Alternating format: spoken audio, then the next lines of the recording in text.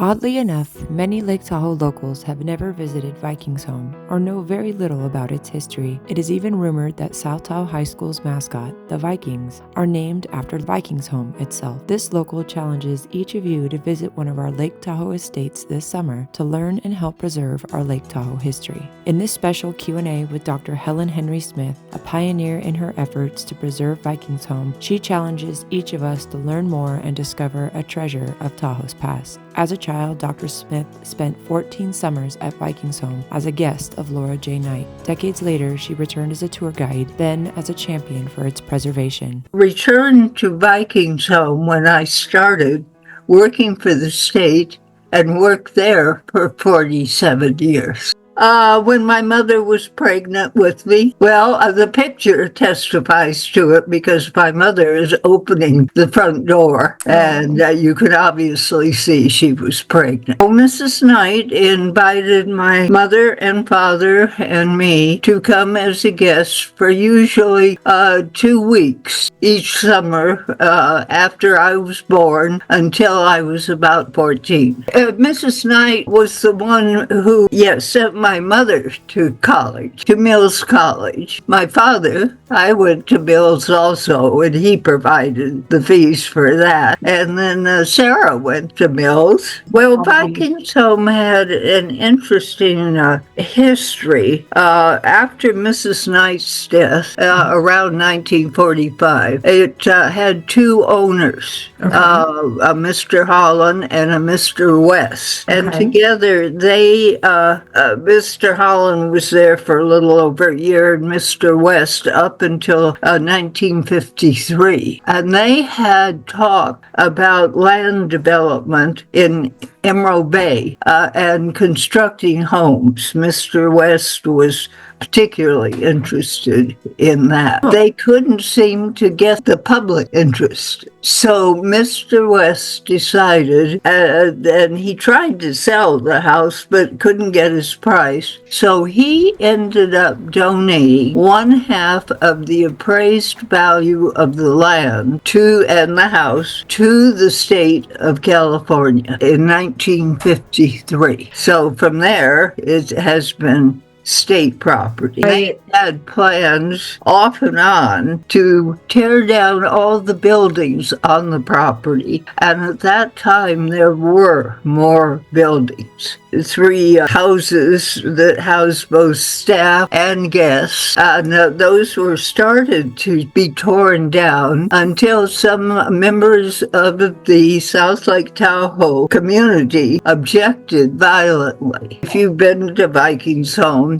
what is now where we sell the tickets and have the little store was chauffeurs' quarters when Mrs. Knight was there, and they remain. And the Vikingsholm building, fortunately, remains today. I was, 14, 15 when Mrs. Knight passed away. So I have very fond memories of the house, and I started out as a baby. I remember being there eating meals in the dining room. They were breakfast, lunch, and dinner was served there. I remember trips on her boat, out for meals at nice residents that had allowed boats to dock in their areas. In 1967, we went to Vikingsholm. My family had taken a trip to Montana at that time, and we were visiting with Mrs. Knight's daughter-in-law, who had a cattle ranch. On the way home, we stopped at Vikingsholm and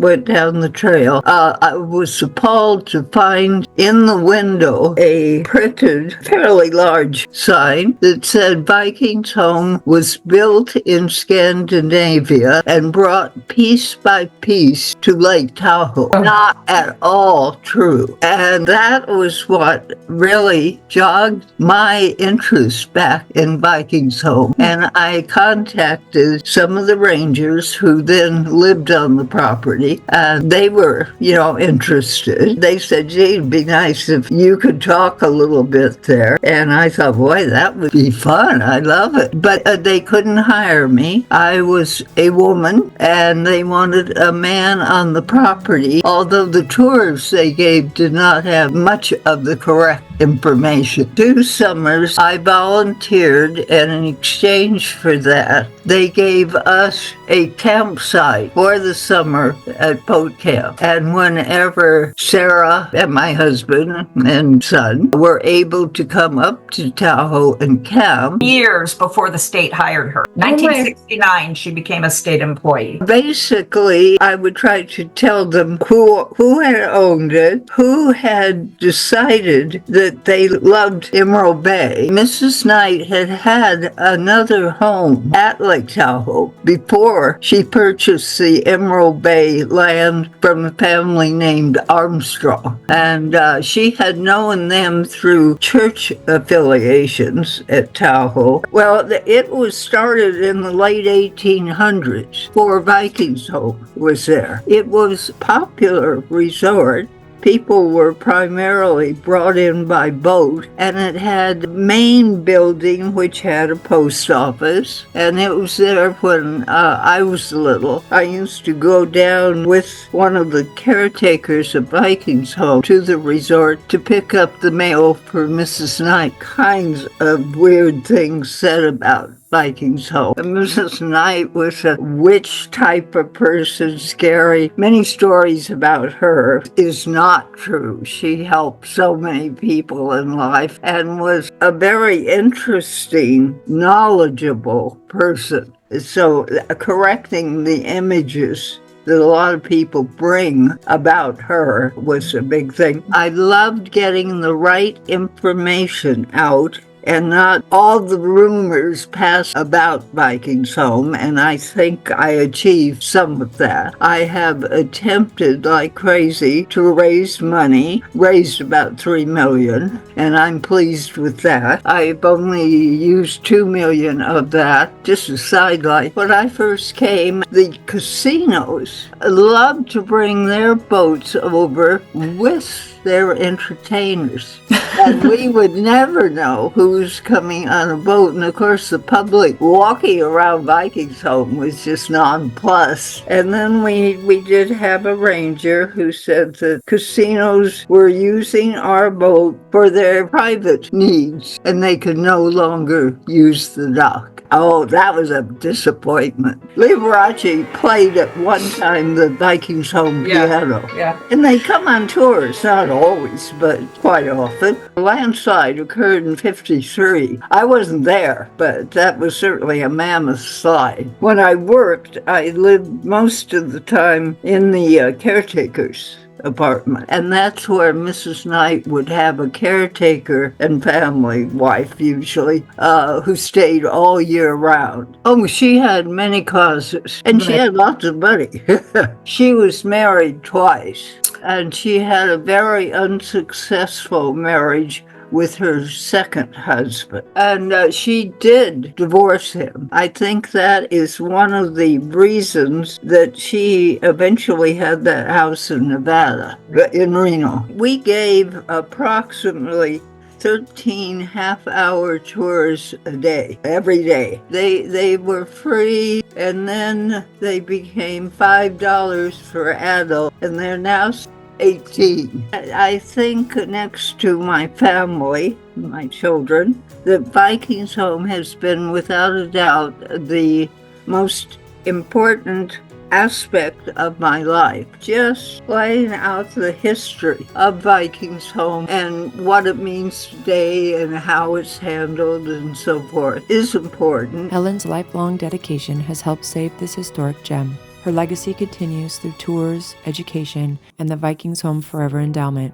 Hi, welcome to Vikingsholm. My name is Sarah Smith Robertson. I had the good fortune of living here at Vikingsholm all through my childhood. My mom raised millions of dollars for Vikingsholm, starting with the sale of a small book she wrote that I joke we all wrote at the kitchen table this little pamphlet, which at the time in the state parks, nothing was allowed to be sold. But she made a deal with the state of California that she wanted to put out a little souvenir for people to purchase. Said she would cover the printing costs and all the proceeds for the sales would go back into the Vikingsholm. So she started her fundraising to help maintain Vikingsholm because the state didn't always have enough budget to do so. Millions of dollars that went into a nonprofit that is an endowment fund for Vikingsholm uniquely. She not only just did this to tell the story, she wants this to be continuing for generations to come. People love it here. It's getting a little worn now. We have some work to do, and I serve on a different nonprofit that helps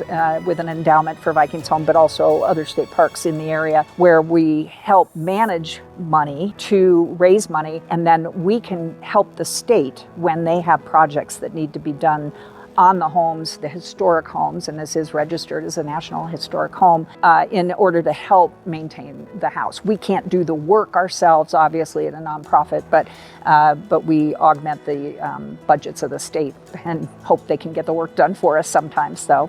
All monies raised from the sale of toward the preservation of Vikingsholm, which is in need of millions of dollars in repair. Visit Vikingsholm this summer and experience a bit of Lake Tahoe's history yourself.